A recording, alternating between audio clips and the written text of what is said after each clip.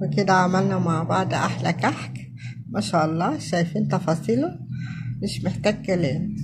دايب، سمنة راح فايحة فيه، سمنة بلدي مستوي دايب فوق وتحت. واقول لكم، مش عارفة اقول لكم ايه بجد، انا دقته طعمه يجنن.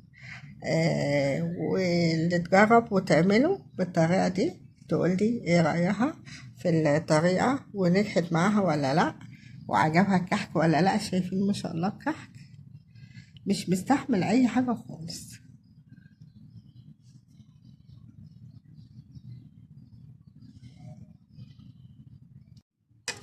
هنا نرش عليه بقى سكر.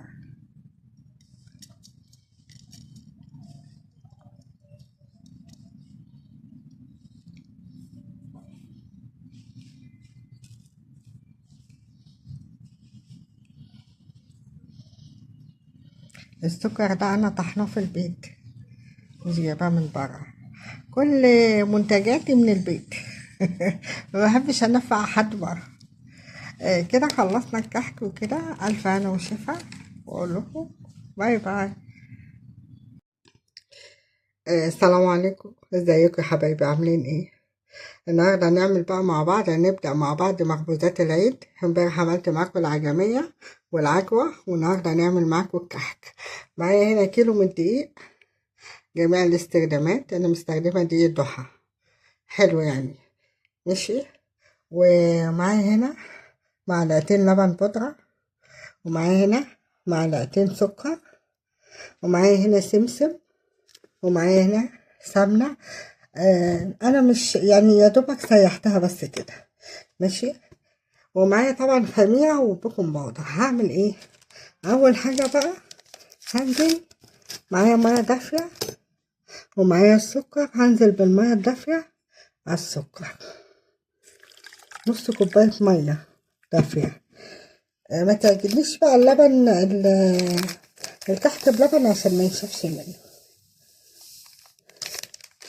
ومعايا هنا ربع معلقة خميرة بحطها وبقلبها كويس قوي.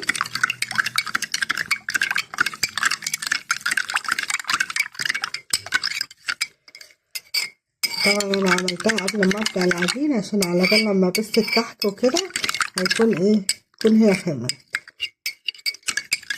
بحط المية واحدة واحدة، ما تحطهاش كلها مع بعض.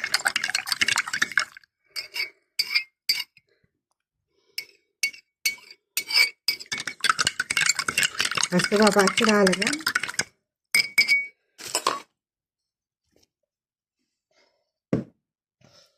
الدقيق بقى هنا الكيلو، عشان انا ما توهكمش اقول لكم المقادير بالظبط.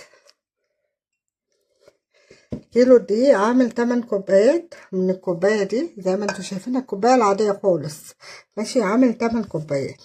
يبقى احط السمنة كام كوباية؟ 4 كوبايات بنفس الكوباية ومعلقتين صغيرين. يبقى يعني كده تعتبر ان انت هتحطي نص الدقيق، نص كمية الدقيق سمنة، ماشي. طبعا هنا معايا ريحة كحك برضو، نص معلقة صغيرة وذرة ملح. بنزل عليهم الأول كده على الدقيق،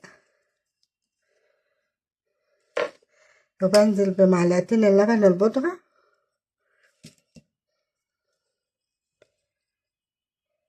وبنزل بالسمسم.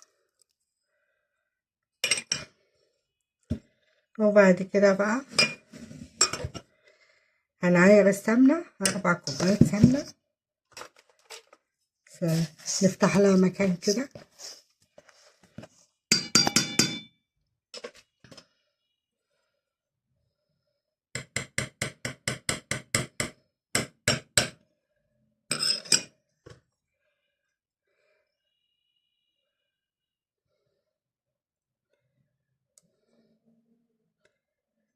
بنعاير السمنة اهو. دي كده أول كوباية. بسم الله الرحمن الرحيم. ربنا يحسن ما بين ايدينا يا رب. انا بقى بحب قوي الكحك بالعجمية. انتوا بتحبوه بقى بايه؟ بالملبن ولا بالعجوة؟ دي تاني كوباية.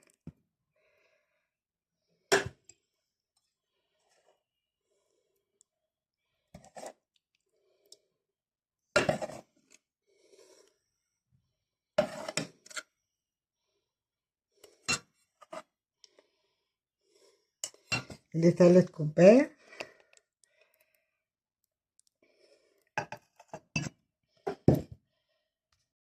دي كده بقى ربع كوباية.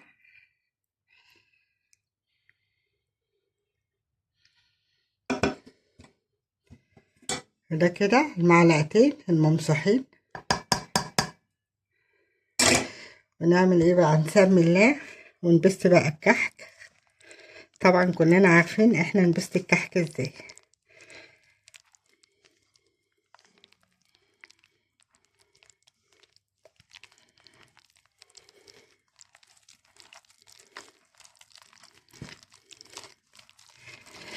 تعجني كويس الكحك عشان السمنة تتغلف في كل الدقيق.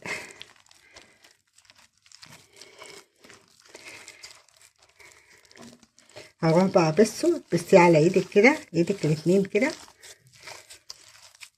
عشان ما اطولش عليكم الفيديو. هبص وارجع لكم تاني.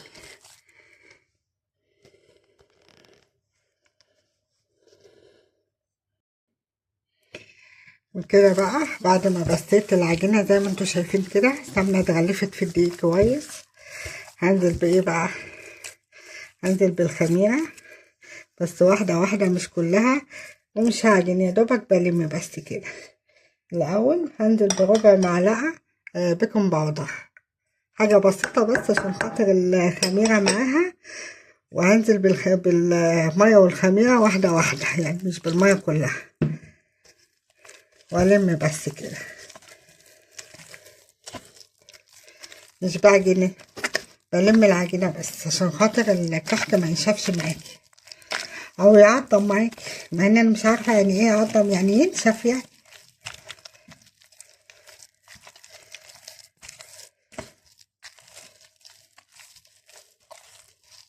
كمل وارجع لكم.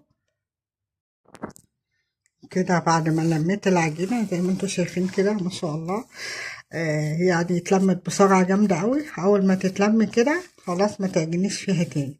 بتاخدي حتة طبعا وبتجربيها كده. ما شاء الله العجينة طرية خالص في ايدي، مش بتشقق.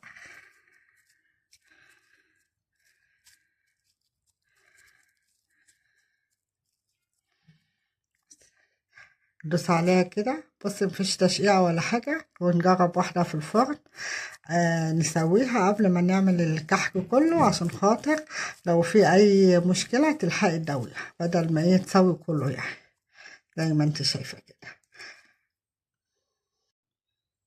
ناخد بقى حتة عجينة كده زي ما انتوا شايفين، كورها، حط جواها واحدة عجمية، ونقفل عليها نخبيها، بس نلفها كويس عشان خاطر ما تطلعش العجمية من الكحكة. ندورها كده ونحطها كده في ستوك.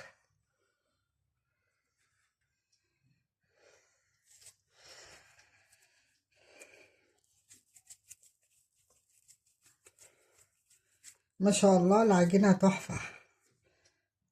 نحط واحدة تاني ونلمها كده.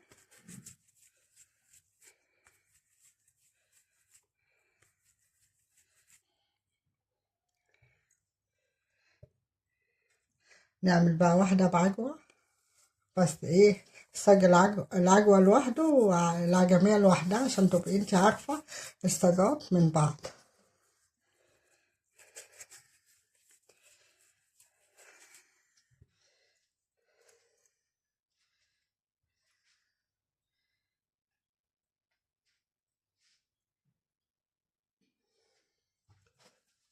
نحط فيها حتة عجواية كده ونقفل عليها. اهم حاجة ولا العجوة ولا العجمية تبقى باينة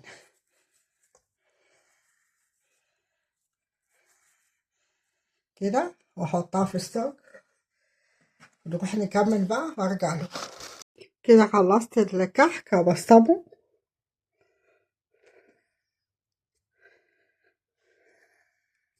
زي ما انتوا شايفين كده.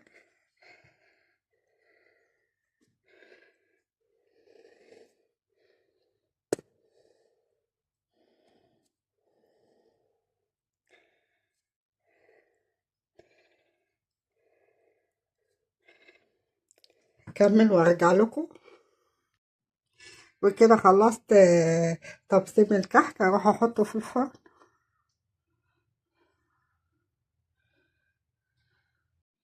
وكده ده الصاج التاني، بس ده سادة مفيهوش اي حاجة خالص، هو عامله صغير شوية. هحطه في الفرن.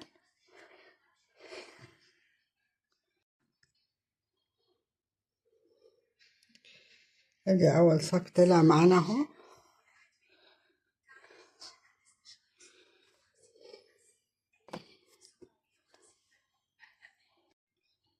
بعد الصاج التاني طلع اهو، ما شاء الله السوا بتاعه تحفة. طبعا هنسيبه ما ننقلوش خالص الا لما ياخد يبرد ولا ايه. بصوا السوا بتاعه من تحت عامل ازاي.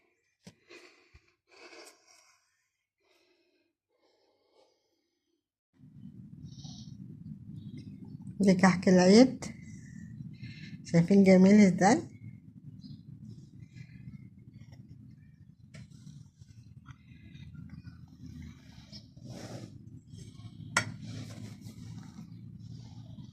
طلع مستوي وناعم خالص. نجرب واحدة.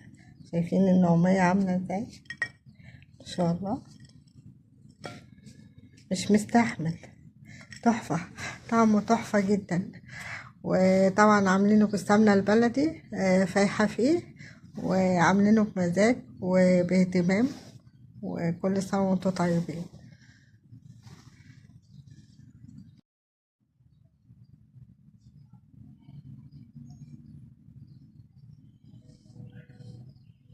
ده الكحك اللي محشي حشوة بندق.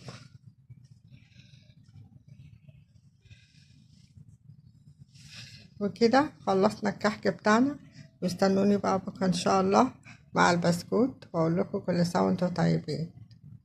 السلام عليكم.